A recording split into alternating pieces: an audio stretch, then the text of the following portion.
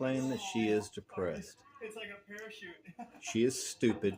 Her son is a narcissistic sexual predator. He is a simp. My dog is happy. The skin. Okay.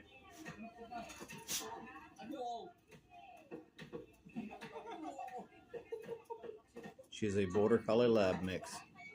And there are people out there that don't understand dogs or pets. Crispy and gooey and juicy. That woman, Carolyn Evans, is brain dead, and her son is a narcissistic sexual predator and a simp.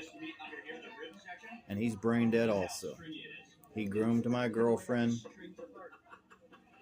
10 years until he got into her pants and she was too stupid to say yes. Her name is Tina Parrish.